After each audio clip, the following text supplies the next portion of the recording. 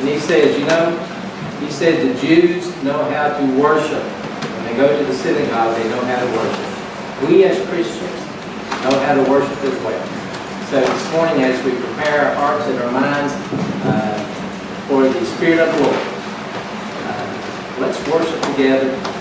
Let it be the only purpose that we're here today, is to glorify our Savior. Pray together with you. Father, thank you, Lord, for allowing us to come to your house this morning. I just pray as we're here this morning, as we prepare our hearts and our minds, that you will bless us. I pray that you be with our pastor. Bless him in powerful ways and brings a message this morning, filling with the Spirit. Fill this church with the Spirit. I just pray that might walk up and down the aisles and comfort us and glorify your name. Things I pray in your holy precious name, Father. Amen. Please stand and sing with us. In Romans 5, Paul tells us, "For one will hardly die for a righteous man, though perhaps for the good man someone would dare even to die. But God demonstrates his own love toward us, and that while we were yet sinners, Christ died for us." So please join us as we sing, "My Savior, my God."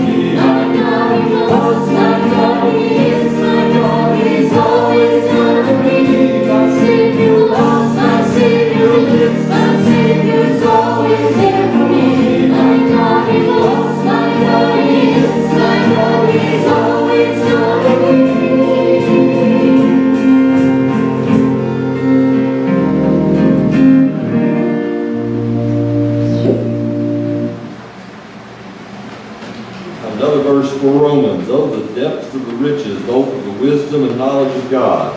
How unsearchable are his judgments and unfathomable his ways. For who has known the mind of the Lord, or who has become his counselor?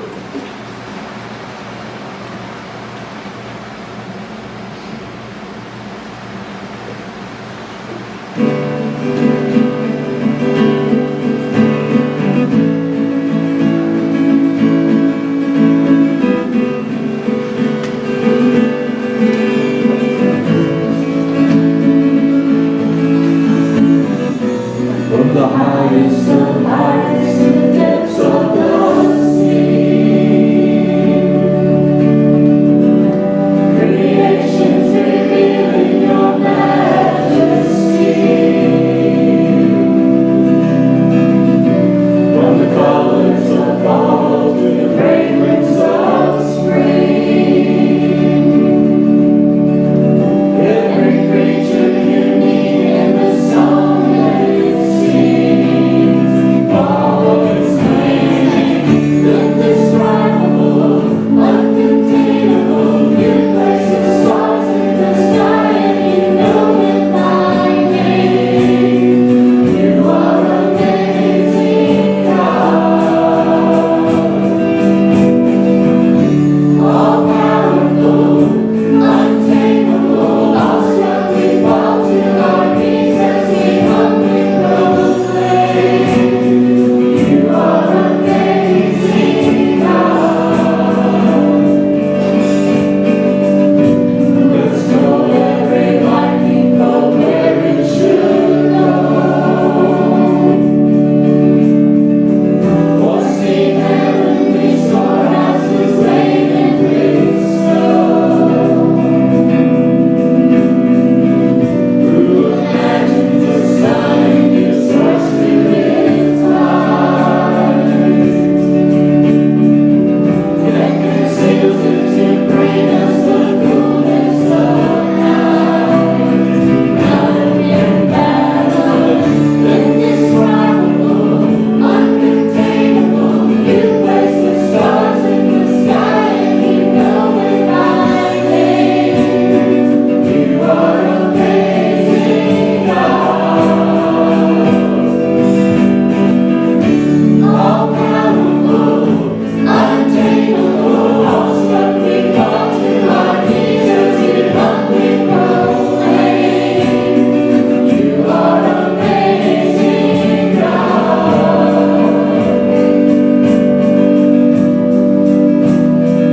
You are amazing, God.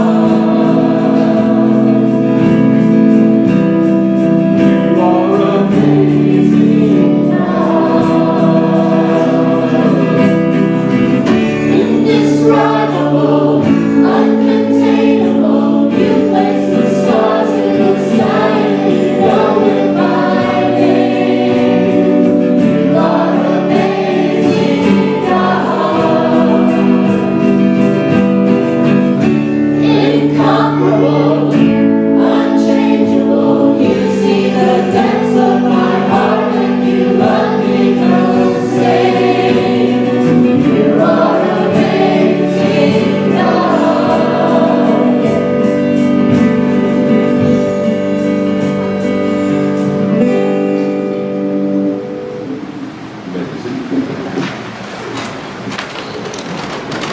Would y'all pray with me? God, remind us that this offering is not to keep the lights on, and it's not to pay staff salaries. Lord, this is a gift. Return to you, the Father, the giver of all good gifts. So take these offerings and bless and multiply them for your work in our midst and in your world. Amen.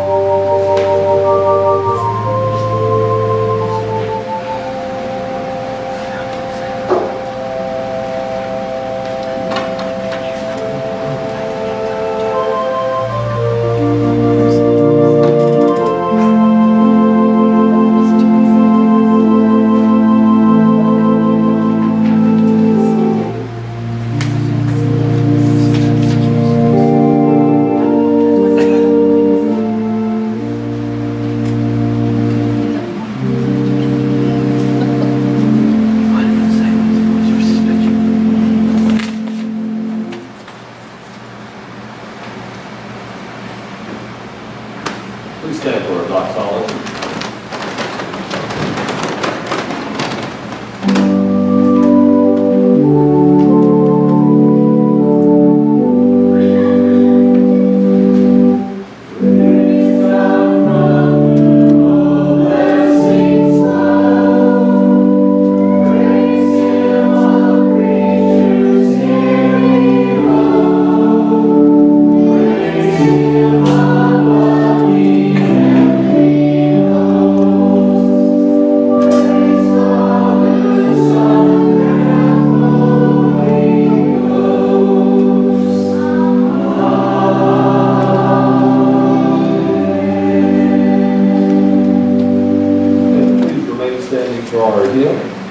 The passage today is the verse about mustard seed and a tiny bit of faith can make a great difference. And in order to make that difference, we need to trust and obey the Word of God. So please join us as we sing Trust and Obey.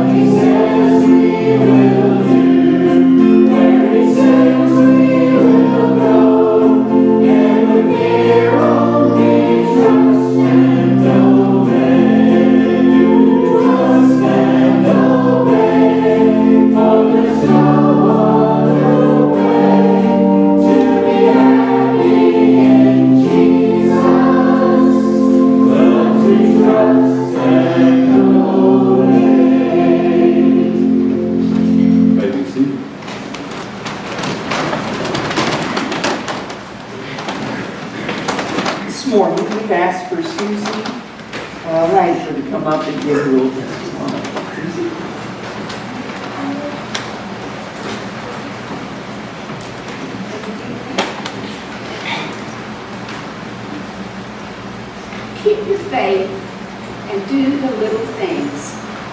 These words are said to be the last spoken by St. David, the patron saint of Wales.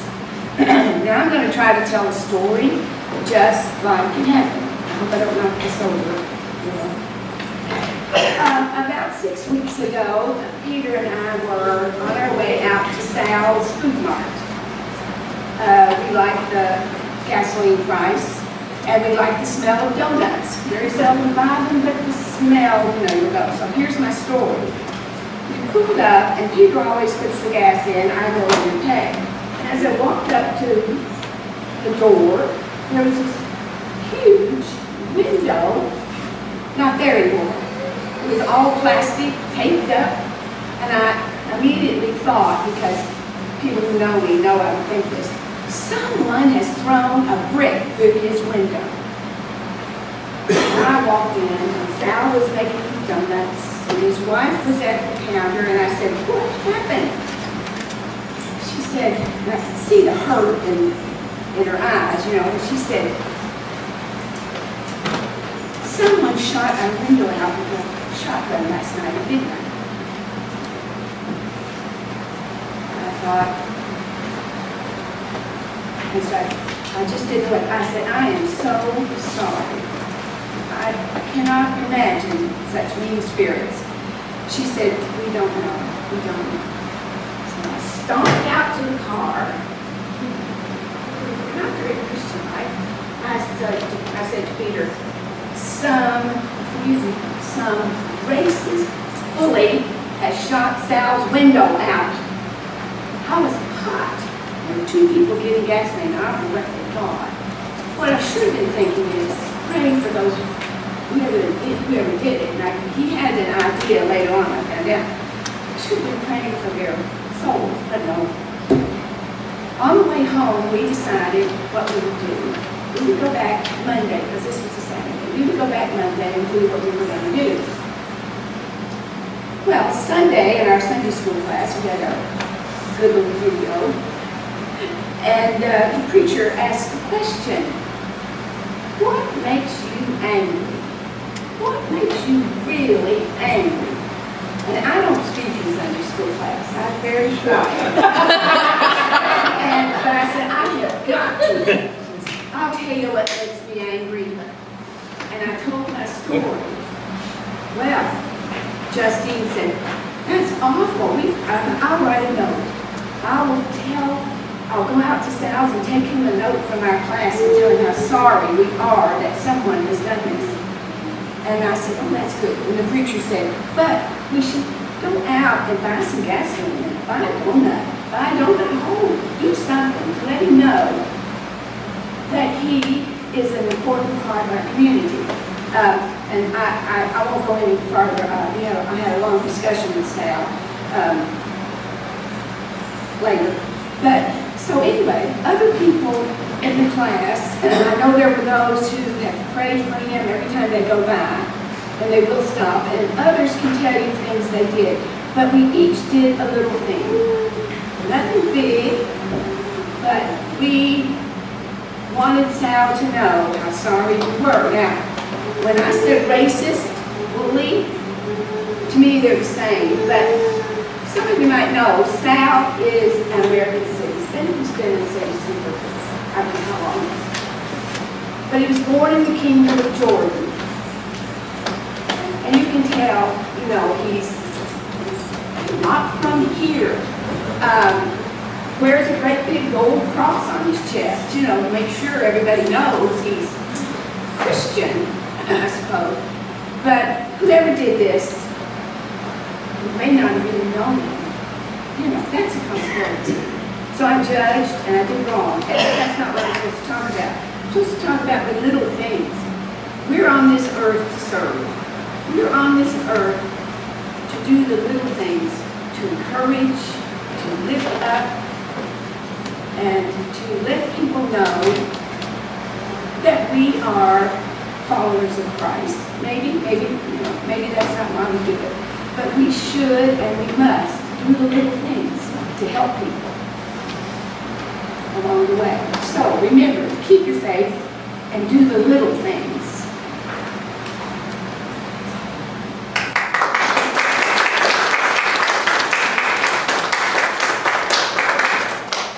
I was out of town for conference that week, and late in the week, it was a Saturday afternoon, and I went in to see Sal. And I said, "My name's Jeff Bramall. I've never talked to you before. I'm the pastor of New Beginnings United Methodist Church." And he said, your people have been coming in all week. And I don't know if it was like gratitude or like help me. I didn't know which it was. But it was clear that our folks had gone and blessed him. Sending cards, showing up, encouraging, and spending their money. And prayers. And so I'm appreciative that Susie is now quiet in our Sunday school class. And I'm appreciative that passion led her into mission. Church, what do we need to be praying for this week? Yes, ma'am. My disability review. I have a doctor's appointment Okay. for that.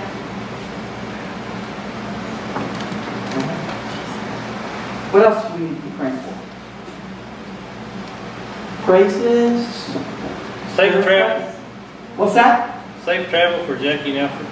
Yes, we'll be praying for Jackie and Alfred. We were able to get away last week. It was magnificent. As much as I hated being away from you all, it was a joy to be away. It was a joy to be back today.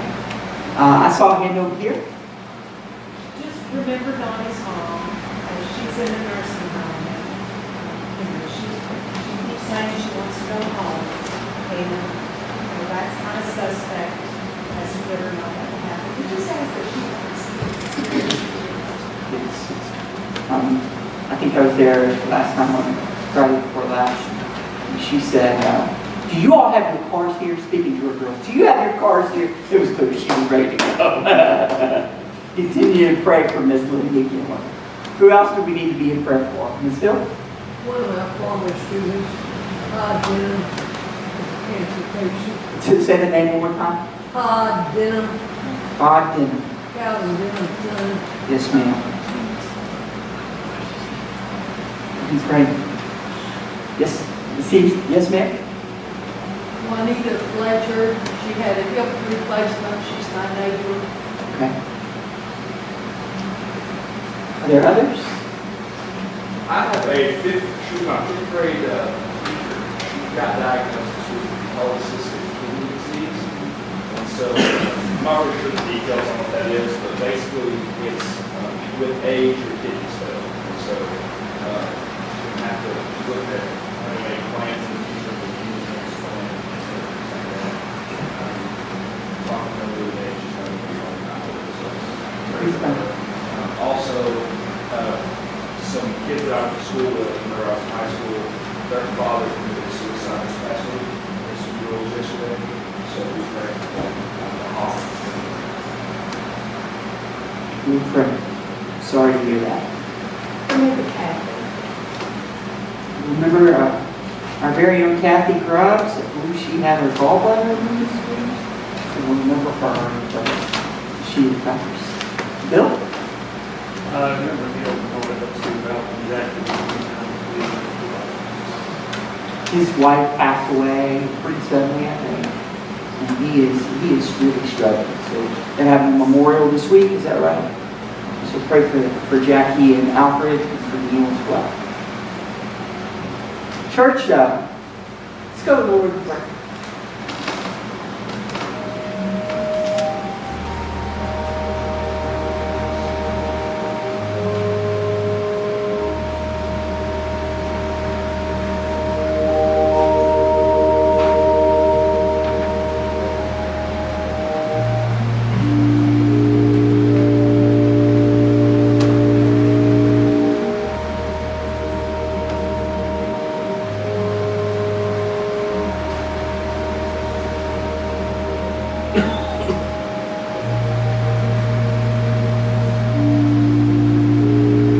God, we thank you for this day that you have given us. Lord, you say that you have made this Sabbath holy. Slow us down enough today to sense your holy presence with us. Fill this hour of worship with your word, the truth, with your spirit. We thank you for the good things that you have done in our midst this week. We pray for those that you are blessing as they're away. And Lord, we pray for their safety.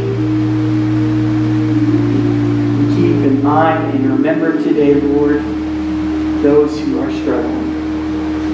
We pray for Neil, who is mourning his wife deeply.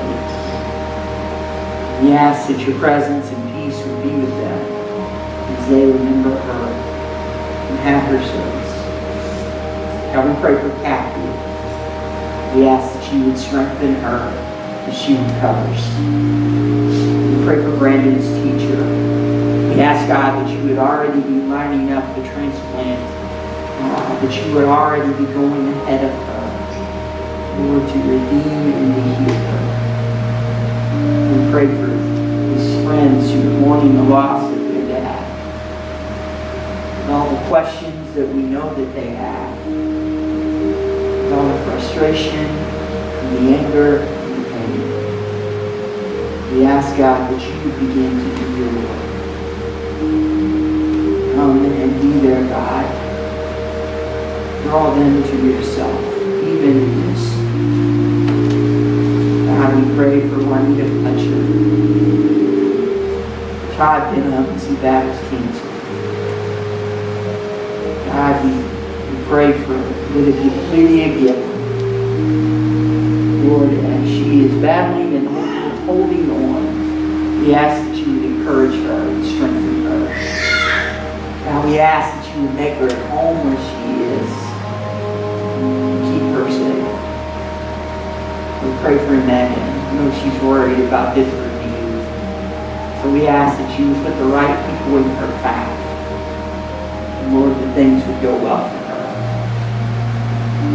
God, we give you the rest of this service, trusting that you can take our lives, little problem, little opportunity, piece by piece, and with it, Lord, you can do great things.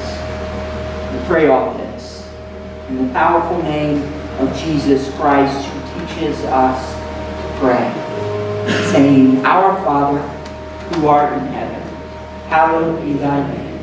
Thy kingdom come, thy will be done, on earth as it is in heaven. Give us this day our daily bread. Forgive us our trespasses, as we forgive those who trespass against us. Lead us not into temptation, but deliver us from evil. For thine is the kingdom, and the power, and the glory forever. Amen.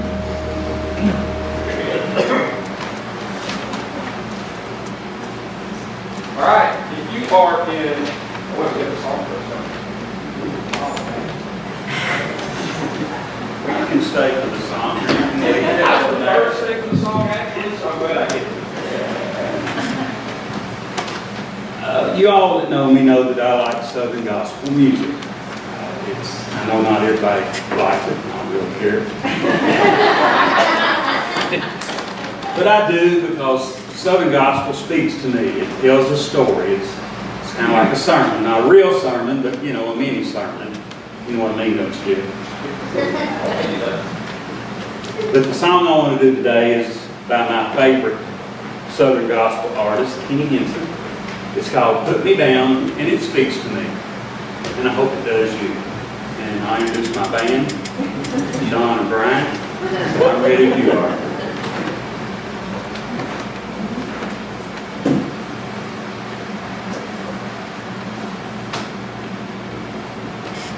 They always do this to me.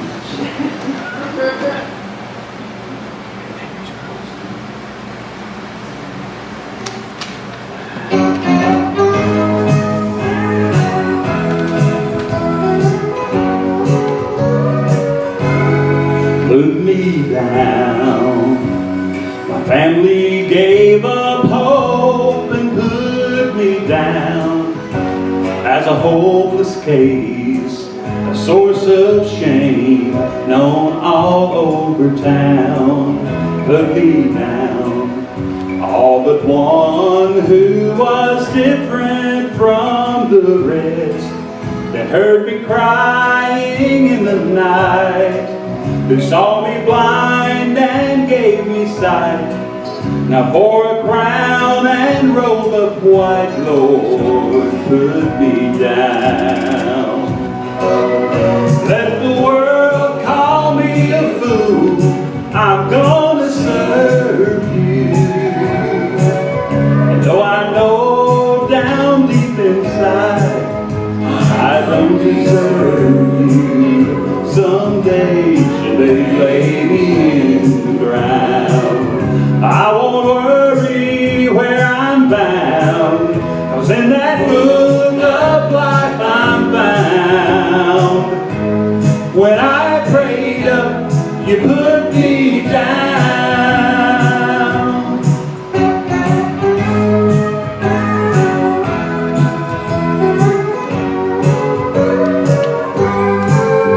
Put me down. What used to be my best friends put me down, 'cause I don't act at all the way I did. We used to hang around, and they can put me down or not. I'm happy for the change you've made in me. And if you need someone, I'm here. Just spread your word both far and near. Just write my name, I volunteer, Lord, put me down. And let the world call me a fool, I'm gonna serve you. Though I know down deep inside I don't deserve you, someday should they lay me in the ground, I won't worry where I'm bound, 'cause in that book of life I found.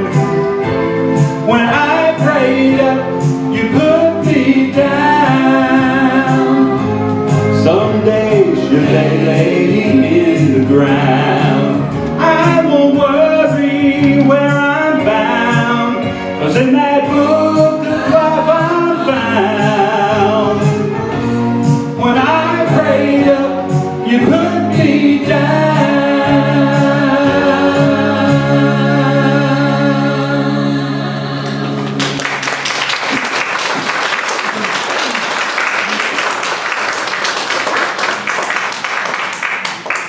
Don, I know you don't care, but I liked it. Thank you, sir.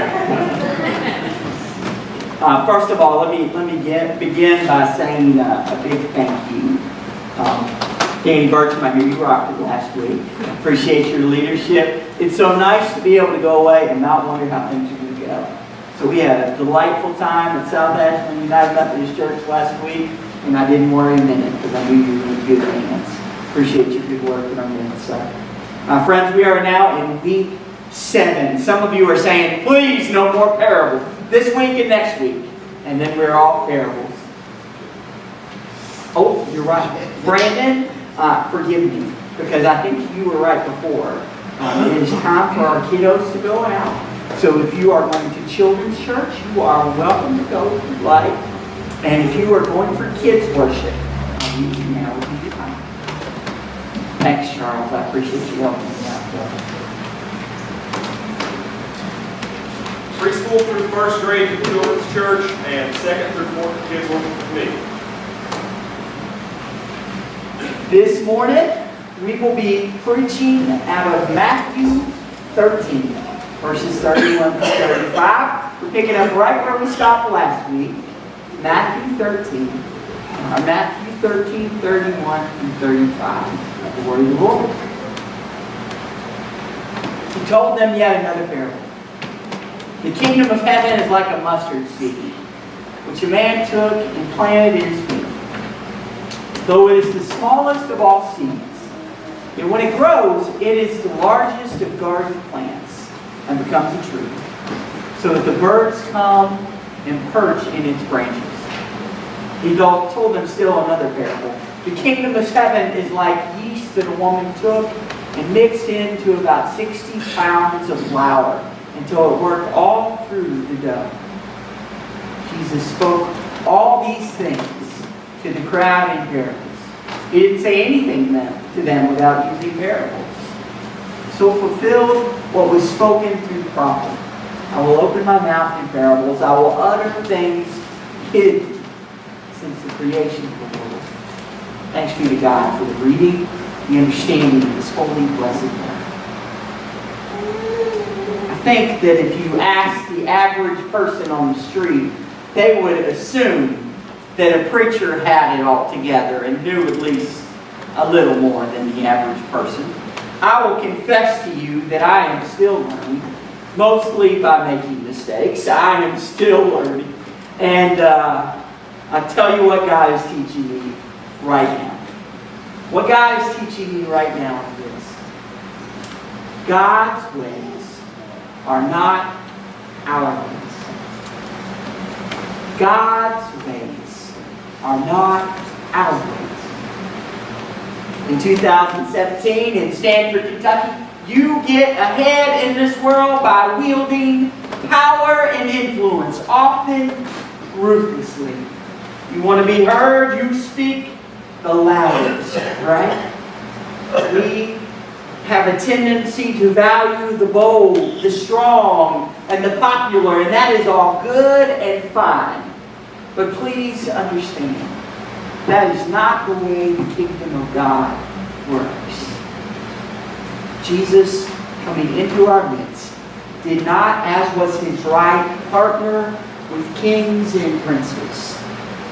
Jesus came and chose for His partners in the kingdom the unqualified and the outcast.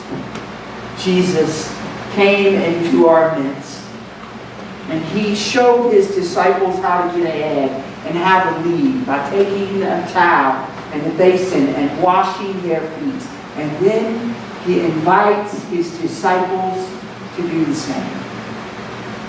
Jesus comes and turns our world upside down, and essentially, I think He tells us that we are looking for God in all the wrong places. In my reading and preparation this week, I ran across a play about the life of William James Bryant. He was a congressman from Illinois. He was a 3-time failed candidate for president. And in this play called Inherit the Wind, some men are speaking about Bryant at his funeral, and frankly, they're wondering how he got to be the crotchety old thing that he was. One of the guys was mocking him, and the other interrupts him and says, "No, this man used to be a giant, but he got lost, looking for God too high up and too far away. Too high up and too far away." That stuck with me all week. Isn't that what we do? When we think about God, when we think about what we want or need to do for Him, it's all these big, vast plans that are bigger than we are, and we get frustrated and we give up. When we think about God, when we look for Him in the stars, and we look for Him in the headlines, and we fail to notice His majesty in the spider web on our porch. We treat God as if He's a disinterested landlord, but He can be found in the call of the crickets, in the eyes of every newborn. We look for God's will in direction, in large things, in loud moments, in life-changing events. And we fail to recognize that God right now is closer than any friend to us. That He is with us, longing to have us to take a deep breath and to learn from Him. It's as if we've forgotten what the Bible tells us about God and the kingdom that He is bringing. In Luke 17, Jesus is asked by the Pharisees when this kingdom that He keeps talking about incessantly, when this kingdom will finally come. And He says, no. You got it all wrong. And then He tells them this.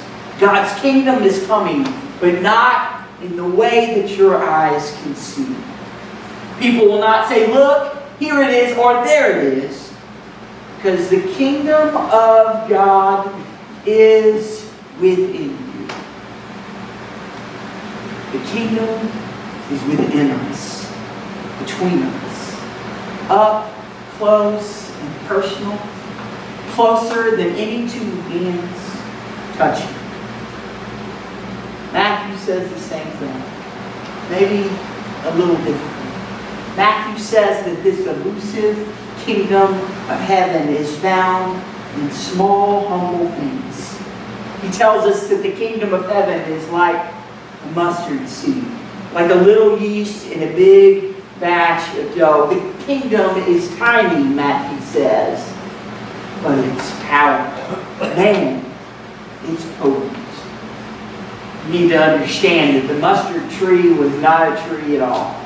It's at best a bush. It grows no higher than you or I in the wild. You should also know that this parable talks about a man who planted a mustard bush. Well, no idiot would plant a mustard tree in his yard. If you did, I guess you'd have to be an idiot. For the same reason that you don't plant kudzu in your yard, because it'll grow from your concrete. For the same reason that you don't put mint right next to your tomatoes unless you want really minty tomatoes that year, right? Because anything you mustard wound its way into your garden, it took over everything else. Mustard, if it's made its way into your field, then it would irritate the mouths and eyes and noses of the livestock. You didn't want it. As a matter of fact, farmers spent lots of time, energy, and money trying to get rid of mustard. And here was the killer thing. When you tried to pull mustard up, do you know what happened? Well, you crushed the flour and the seeds went everywhere and it grew 5 times more that next cycle. I wonder if there's a message there. Jesus says the kingdom of heaven is like a mustard seed. You should understand and know that a mustard seed is not how Israel saw itself. If they were a tree, then, well, I looked in Ezekiel 17 this week. Ezekiel was having this dream, this vision of God restoring Israel. You know what God does? God takes a cedar of Lebanon and He plants it on the mounts of God. A cedar of Lebanon. Now there was a tree. It was one that you could not wrap your arms around. 3 or 4 sometimes couldn't wrap their arms around a cedar of Lebanon. It was the redwood of the ancient world. It made all other trees look tiny. God says, that's what Israel is going to be like. I, the Lord, am going to do it. Now that is a tree. That is an image that Israel could get behind. You see how mighty and strong we are? We can put that on a t-shirt. We can put that on a flag and hang that up. We are a cedar of Lebanon. Jesus goes another way altogether. He says, you are the mightiest little pest in the garden, growing far beyond where you were initially planted, springing up a little and spreading everywhere. It just so happens that, well, the image of a mustard has always been an image of subversive power.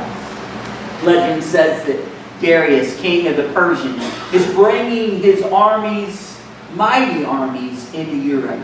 And he happens across Alexander the Great and his armies. Well, Darius, wanting to intimidate Alexander, sends him a sign. He sends him a bag full of sesame seeds. It was supposed to be a message. As numerous as this big bag of little tiny seeds, that's how numerous my armies are. We are vast and we are powerful. Alexander responded by sending back a small package of mustard seed. It was a message of its own. We may not be vast, but we are mighty, and we can handle you. And guess what? They did. The image that Jesus uses is a mustard seed.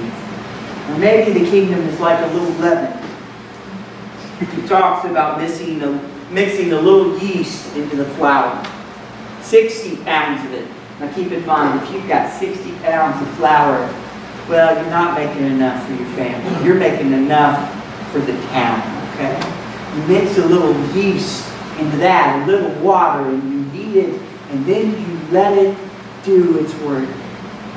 You trust it, you cover it, and you watch for it to grow and grow and grow beyond what you ever imagined it could become. The other thing is that the image of yeast and leaven, it's not a positive image in the rest of Scripture. What did the Jews leave out of their bread at Passover and forever thereafter during the Passover celebration? They didn't have yeast in it. There was no time, right? It became an image of impurity. In fact, in the New Testament, just 3 chapters after this teaching, when Jesus talks about the yeast of the Pharisees, he's talking about their impure, backwards teachings. This is a negative image, and Jesus turns into a positive. It's almost as if he's using it to shock us, to awaken us to the fact that the kingdom comes not as a shout, but as a whisper. It's as if he wants us to understand that contrary to what we've grown to expect, the kingdom comes not in mighty moves, but inch by inch by inch. Because in the kingdom, what starts small becomes great. What starts small becomes really big. So here's the question that's been eating at your preacher all week long. What are we to do with this strange text? What is it asking and demanding of you and I? Well, I've thought and I've prayed and I've struggled, and this is what I think I've come up with. I think this passage is calling us to remember the power of small things done with great love. I think it's inviting you and I to trust that the little things that we do matter. Even if they're unseen. Even if they're unnoticed. The little things matter to God. Because in the kingdom of God and in our lives together, what starts small becomes great. Jim Baker is the televangelist who went to jail years ago for fraud. Embarrassed him to death, hurt his family in ways that we couldn't begin to imagine. Jim tells the story about getting out of prison, and the first invitation that he received after he got out was for dinner for Ruth and Billy Graham. He was invited to their home in the mountains, a little log cabin, and invited to family dinner, and he said he'd not eaten a real meal since he was in jail. And he said he ate like he hadn't eaten in years. Ruth prepared this full-course meal, and he ate like a hog, and they talked, and they laughed, and they treated him like a member of the family. He said they visited until late in the evening because he just didn't want to leave once he was there.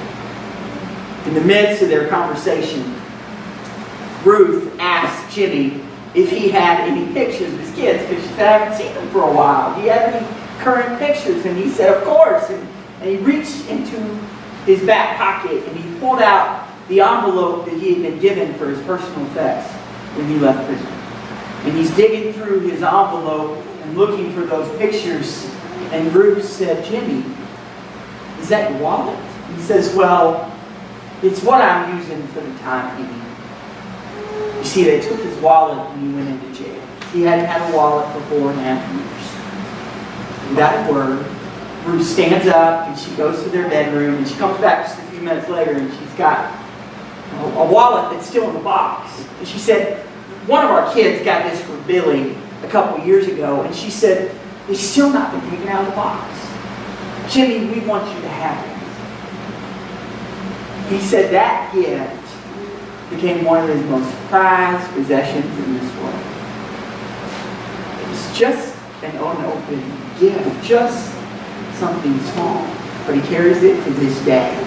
It was more than a wallet.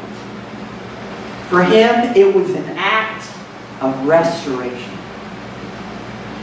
You see, church, it's the little things. It's the little things that can become big. Tony Campolo tells the story of being asked to preach at a Christian music festival. It was years ago, and they had a band on before him, and it was the last night, and everybody was keyed up because the final band was after him. And he said it was just nuts. He was, in fact, he felt like a little more than just filler between one band taking down their equipment and the final band setting up their equipment. And in the middle of that, he is supposed to preach. Literally, 1 minute the kids were jumping up and down and waving their hands and clapping and screaming. And then they pushed Tony out on the stage and said, "All right, now Tony Campolo's here to preach." He said that he didn't know what to do, but he knew he had to do something. Now, he had prepared that evening a message, and it was well thought out, and it had lots of great illustrations, and he got lots of good jokes, and lots of interesting things to keep people engaged in the mission, but in the message. But as he began to preach, there were 2,000 conversations going on all at once. First couple of minutes of his message, nobody heard a word of what he was trying to say. And so he decided to scrap the message that he had worked so hard on. He made a decision on the spot to present the gospel just as clearly as he could. And so he began to tell those 20,000 kids exactly why they needed to give their lives to Jesus Christ and what Jesus would do with them. He talked for 20 minutes, and as he began to talk, something strange happened. All those 2,000 conversations began to die down all at once, and all the kids got quiet. They began to digest every word he said. And the Holy Spirit was there, church.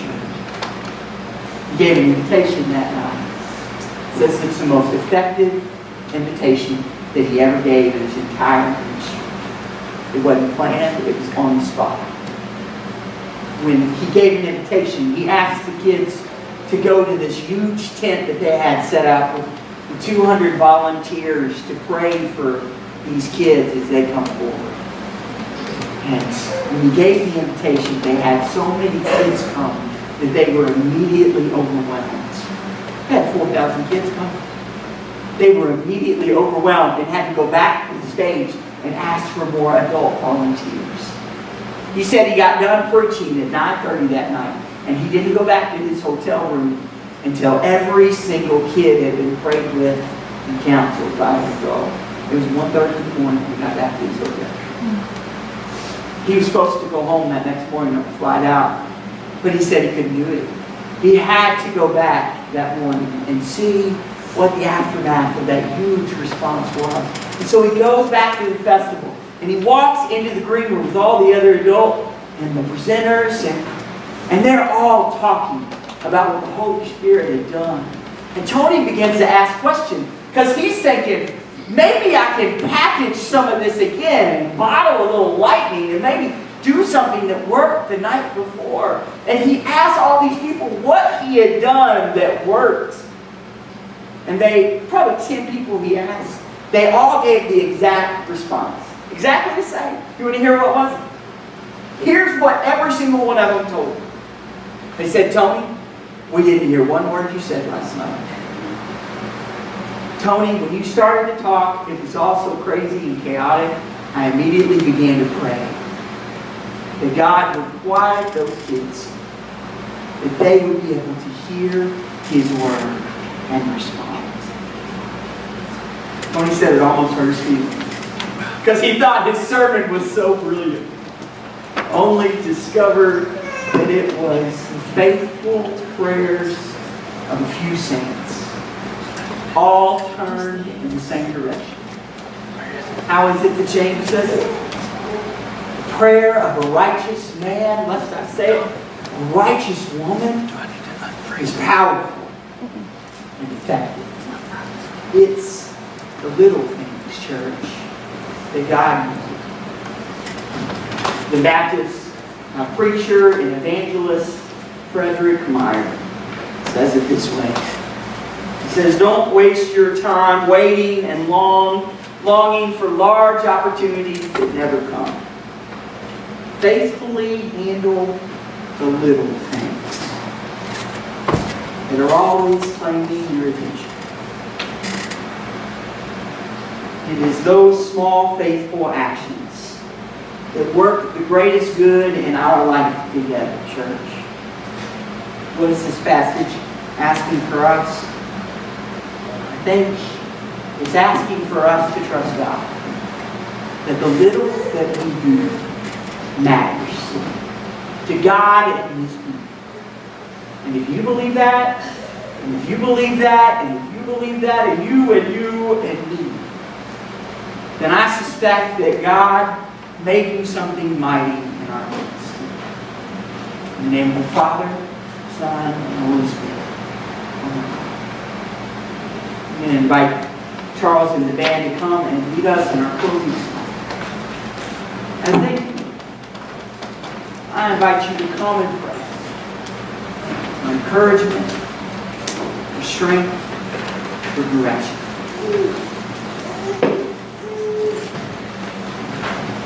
Please stand and join us as we sing Open My Eyes That I May See.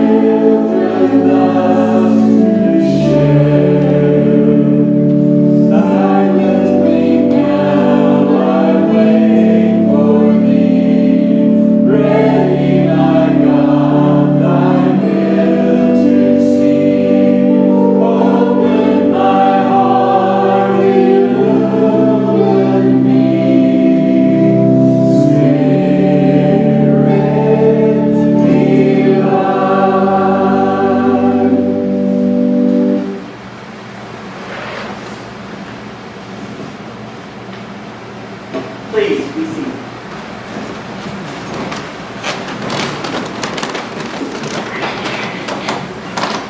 So to draw your attention to a couple of announcements. Please hang around right after the service, right after the benediction, and have lunch. If you didn't bring anything, that's okay. We have lots of food back there, so Don't be concerned at all about that. This Thursday at 10 o'clock, our church is going to be working at the health department, and we're going to be serving food to hot dogs and potato chips and cookies and water.